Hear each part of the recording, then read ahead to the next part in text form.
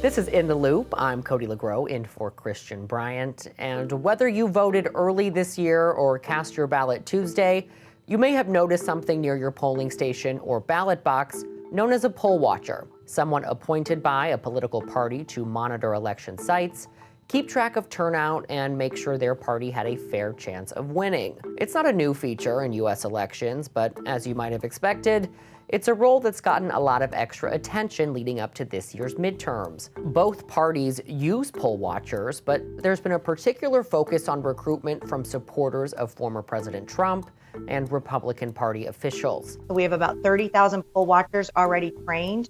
We're going to ramp that up. That'll be more by election day. Republican Secretary of State nominee Mark Finchem urged followers on social media to watch all drop boxes and made a conspiracy reference to Democratic donor George Soros. Now that we're on the other side of Election Day, we want to take a look at what was actually different about poll watching this year and clarify how poll watching and poll challenging, which you may have seen more of, actually works. First, we want to emphasize that poll watching is legal and is actually a practice over 100 years old in the U.S. Elections in 19th century America tended to be much more wild than what we know today. Political parties offered food and drink at polling sites, sometimes including bribes and intimidation. And even threats of beatings weren't that uncommon. After a particularly messy election in 1888, a number of reforms passed to bolster voter safety and clamp down on polling place chaos.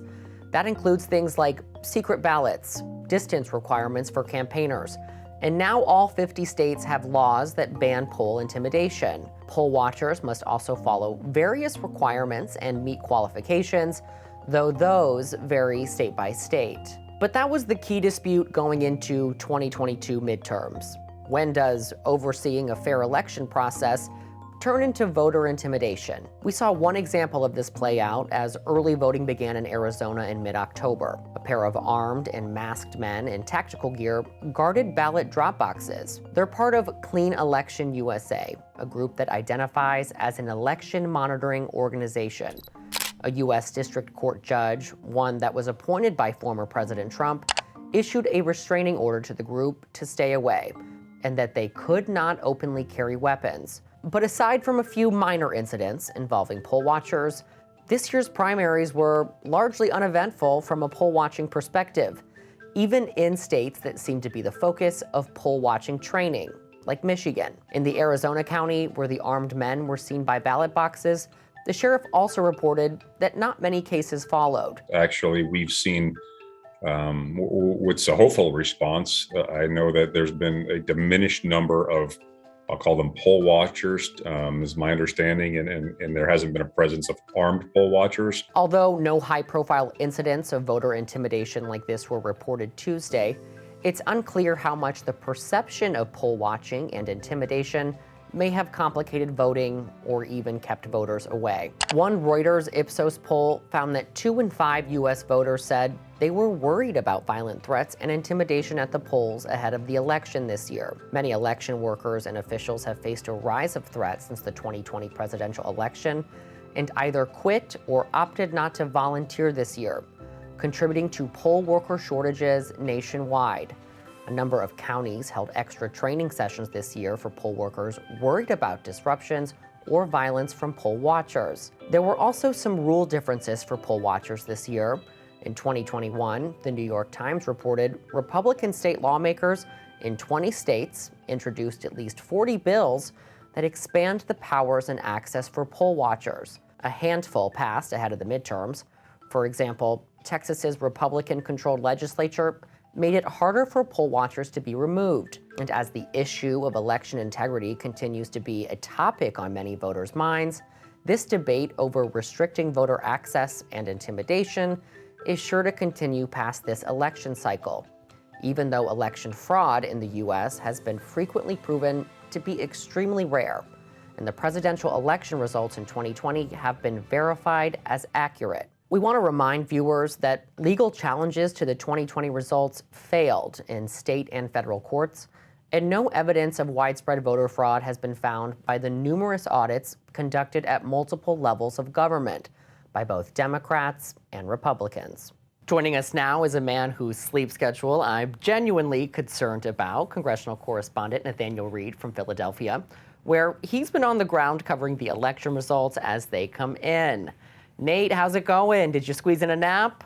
I was able to squeeze in a really quick nap last night, but I got right back up and we're covering the election results once again. Luckily, we do know who actually won the two biggest races here in Pennsylvania. So tell us a bit about how Election Day played out on the ground for voters in Pennsylvania. Pennsylvania has really interesting state laws. You know that election laws vary state by state.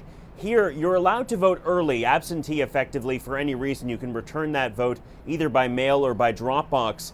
But based on state law, individual counties aren't able to begin counting that early vote up until 7 a.m. when the polls open on Election Day. So there's often a bit of a backlog. There was concern among John Fetterman's campaign that there could have been a so-called red mirage on election night, where we see some of those typically Republican-leaning same-day election votes come in first, and then slowly followed by many of those early mail-in ballots, which tend to skew Democratic.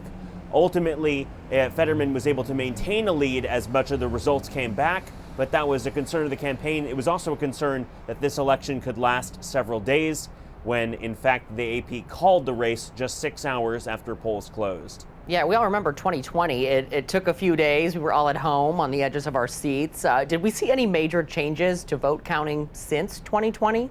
Interestingly, Pennsylvania has debated making changes to its system of counting votes with a mind to trying to get those results faster. They know that their vote counting is slow and it tends to take a long time to get to the bottom of all the races. But that being said, Pennsylvania really hasn't changed any of its vote by mail or any of its early vote provisions since 2020. The difference and the reason why we know so many of these results so much faster, a large part of that is probably due to the sheer number of mail-in ballots back in 2020. Those took a lot longer to process since there were more of them, meaning less time to have to process those ballots. Everything from opening up the ballot, matching the voter signature to the voter rolls, taking it out of the privacy sleeve, processing it, and then only finally then are they able to scan the actual ballot and have that count. Very complicated ballot procedures here in Pennsylvania, but it appears they were able to finish the count or at least make a projection sooner than they were back in 2020. Well, Nate Reed in Philadelphia, we appreciate your time. And of course, go grab a Wawa hoagie for that sustenance you need to get through today.